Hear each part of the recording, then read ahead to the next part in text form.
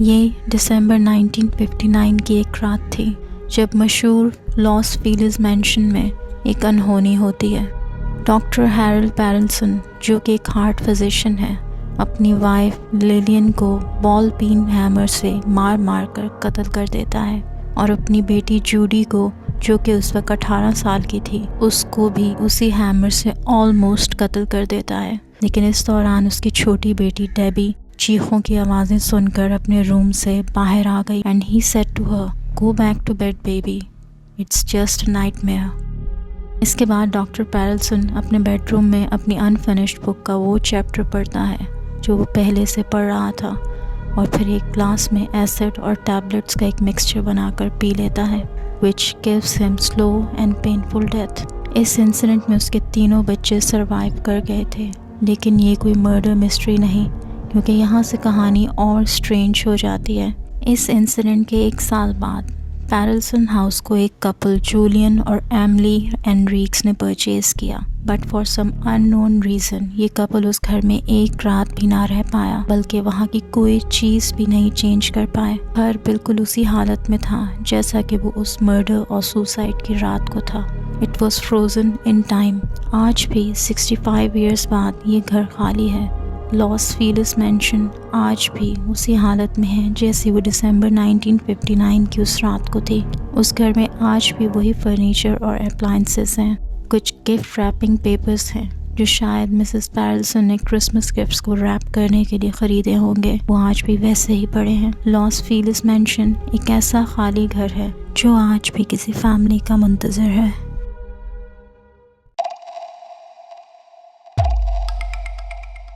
Christmas evening पर एक elderly couple Patrick और मैटिल्डा रूनी अपने फार्म हाउस पर अपने एक फ्रेंड जॉन लार्सन के साथ मौजूद थे।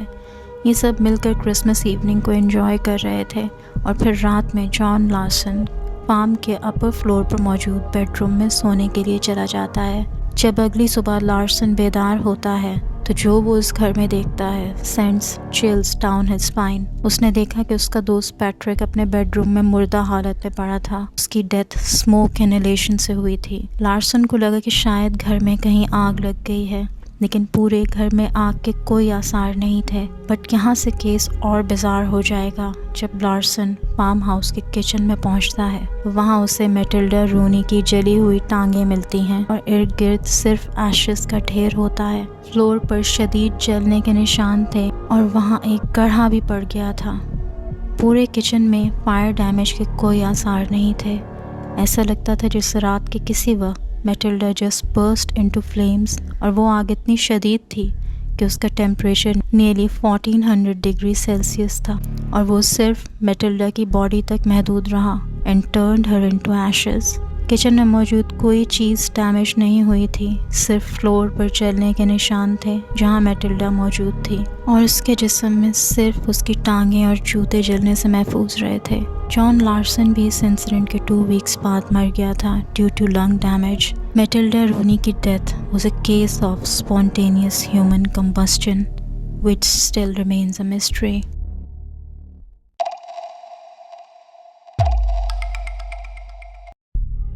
लाइव टीवी प्रोग्राम्स जहाँ पर हमें बेहतरीन नशरियात देखने को मिलती है, वहीं पर कभी कभी कुछ ऐसे हादसात रोनुमा होते हैं या ऐसी मिस्ट्रीज़ जो हमेशा अनएक्सप्लेन्ड रह जाती हैं।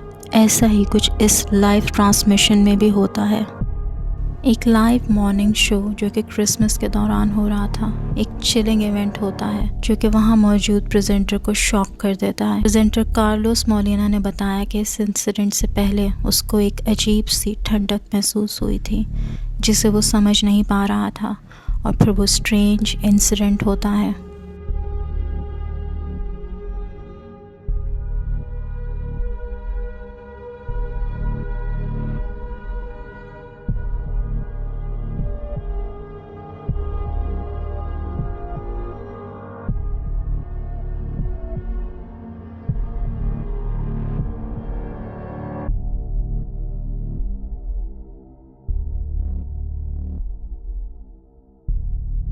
टेबल पर मौजूद ग्लास अपने आप मूव होता है और वो प्रेजेंटर इस वाक़ये को हैरत से देखता है।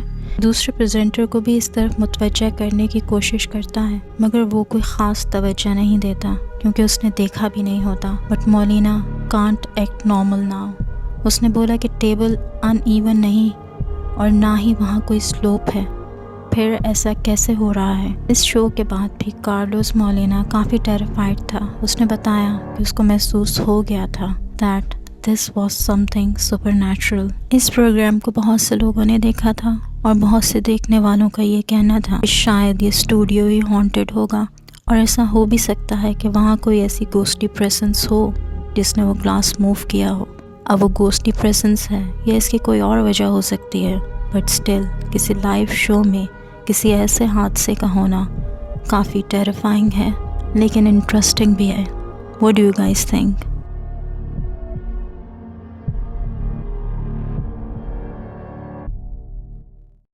अगर आपके पास भी कोई रियल स्केरी स्टोरी है या फिर कोई ghost caught on camera footage तो मुझे भेजिए, मैं उसको अपनी वीडियो में इंक्लूड करूँगी। आप अपनी वीडियोस और स्टोरीज़ को मेरे ईमेल पर भेज सकते हैं। Till then bye bye.